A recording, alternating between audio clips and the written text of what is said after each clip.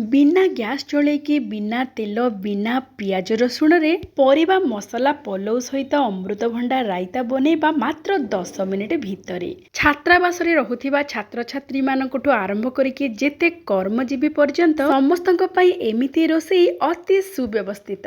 दर्शक बंधु समस्त को करुछि मो प्रणिपात माँ गेलु हांडीशाल को आपण मानको बहुत बहुत स्वागत। आजिर सुस्वादु और स्वास्थ्यकर मध्याह्न थाली मात्र 10 मिनिट भितरे आसंतु करबा प्रस्तुत। दर्शक बंधु आमे मसला पलौ पई एठी नेचु आलू गाजर फूलकोबी कैप्सिकम बीन्स और पनीर। आमे जो परिबा गुडी को पतला पतला छोट छोट करके काटी दबा। ता सहित मु एठी नेछि गोटे कप बासमती चाउल। बासमती चाउल को धोइबा बेले आपण माने कोन करिवे ना 2-3 थर भल भाबरे धोइबे आ भलरे हल्का हल्का मकचिकी धोइबे। जेते मकचिकी भल भाबरे धोइबे तार बास्ना सेते बढ़िया रहइबो पलौ किंबा बिरयानी रे। आउ गोटे छोटिया टिप्स है आपण मैंने यही बासमती चाउल को अध घंटा पाई भल भाव धोई सारिबा परे बतुरेकी रखिदेवे जहाँफल कि जल्दी प्रस्तुत हो। एबे देखंतु चाउल को पानी रू काढ़िकी आमे गोटे छणारे बा गोटे जाली रे रखिदेबा जहाँफल कि टिके सुखीजिव। 10 मिनिट पर आमे सबू परिबा इथरे देदेबा। देखंतु चाउल रे बिल्कुल पानी रखिबेनी पूरा भल भाव छाणिकी नेबे प्रथम कथा। तापर आमे जो पनीपरिबा सबू नैथिबा भल भाव धोईकी भल भाव ताकू निगिड़े देइथिबा जहाँफल कि पनीपरिबारे भी बेसी पानी अंश नथिबो।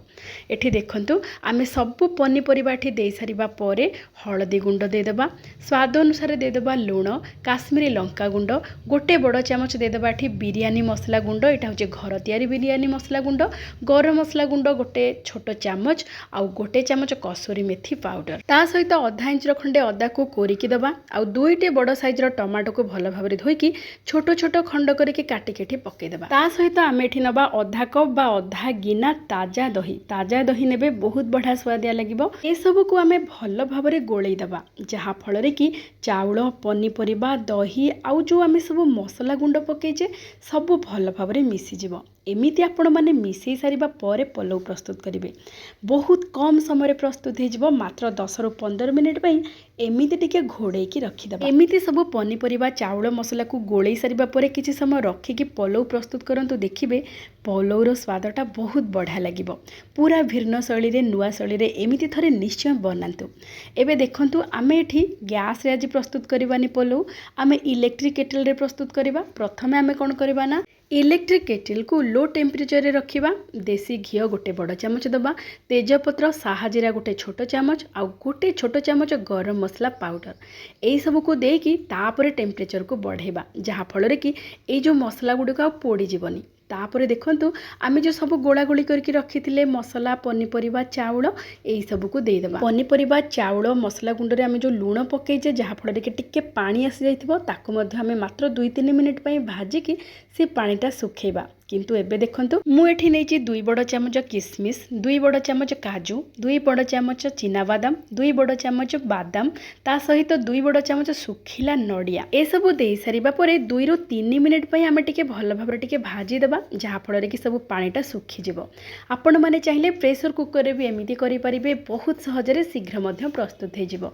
एठी आमे दबा क्षीर सहित पानी मिसेकी जेहेतु मु गोटे कप नेइथिली एठी चाउल सेथि पई मु एठी नोचे गोटे कप क्षीर आ गोटे कप पानी अधा क्षीर अधा पानी नहीं कि पलौ प्रस्तुत करेंगे जे बहुत बढ़िया लगिबो। एबे आमे ताको हाई टेम्परेचर रे सेमिति रखिदबा मात्र 2 ରୁ 3 मिनिट पई सेई भितरे आमे नबा अमृतभंडा जेहेतु अमृतभंडा रायता प्रस्तुत करबा पूरा पूरी नुआ शैली रे देखंतु नुआ व्यंजन एमिति आमे कोन करबा ना तार जो स्टीमर अछि से स्टीमर रे आमे एमिति अमृतभंडा को कोरिकी देदेबा तापरे सेथरे टिके लूण आ टिके हळदी गुंड देकी मिसई देबा जहाँ फल कि अमृतभंडा फीका लागिबनी। एठी देखंतु फुटिबा को लागिलानी हमर पलौ 2 ରୁ 3 मिनिट भितरे आमे देदेबा किछि कटा धनिया पत्र आ किछि कटा पुदीना पत्र ता ऊपर आमे रखिदबा स्टीमर को आ ताको घोड़े की रखिदबा एमिति 5 ରୁ 7 मिनिट पई। आ एबे आमे टेम्परेचर को लो करदबा बढ़िया भाबरे ऊपर स्टीम हेकी अमृतभंडा सिझी जिवो तळे मध्य पलौ भी बढ़िया भाबरे सिझी जिवो। एठी देखंतु आमे नेइचु किछि आंबुल कसी आंबुल नेबे आंबुल को मु गरम पानी रे भल भाबरे ताको बतुरे देइथिली पानी को एबे काढी दबा जेहेतु आंबुल टिके अधिक खट्टा अछि आंबुल रु पानी काढी सारिबा परे एठी मु नेइचि घर तयारी ताजा दही रे आंबुल को देदेबा तापर देदेबा गोटे बड़ चामच चीनी, स्वाद अनुसार देदेबा लुण। आउ एठी देखंतु मु गोटे बड़ चामच कला सोरिष को भल भाव गुंड कर देछि। ए सोरिष गुंड निश्चय पकेबे, जेहेतु आमे अमृतभंडा रायता प्रस्तुत करबा खट्टा हल्का मीठा होइके रहिबो, बहुत बढ़िया लागिबो। आउ तापर देदेबा गोटे बड़ चामच सोरिष तेल। आपण माने तो समस्ते जानती आंबुल राई पई सोरिष आउ सोरिष तेलर भूमिकाटा केते अधिक। एई सब को भल भाव गोले की रखिदबा। एठी देखंतु अमृतभंडा बढ़िया भाव सिझी जाइछि। आउ आकु आमे काढ़ी दबा। आउ तळे देखंतु आमर मसला पलौ भी केते बढ़िया भाव प्रस्तुत हो जाइछि। ता ऊपर आउ टिके खाली धनिया पत्र आउ गोटे बड़ चामच देसी घी पकई पारिबे, बहुत बढ़िया स्वादिया लागिबो। एठी देखंतु आमे जो प्रस्तुत करथिले दही गोले की सब रखिथिले सोरिष तेल सोरिष देकी आंबुल देकी, सेइथिरे आमे एई जो सिझे की रखिथिले अमृतभंडा कोरा ताकू देदेबा। आउ धनिया पत्र किछि देकी भल भाव गोले देबा। थरे एमिति प्रस्तुत करंतु, देखिबे अरुआ भात सहित भी बेस स्वादिया लागिबो एई अमृतभंडा रायता। मु जानिछि आपण माने केबे भी बनै नथिबे कि खाई नथिबे। थरे एमिति संपूर्ण नुआ शैली रे एमिति मसला पलौ सहित एई अमृतभंडा रायता प्रस्तुत करके खांतु खुआंतु, समस्त को बहुत बहुत बढ़िया लागिबो।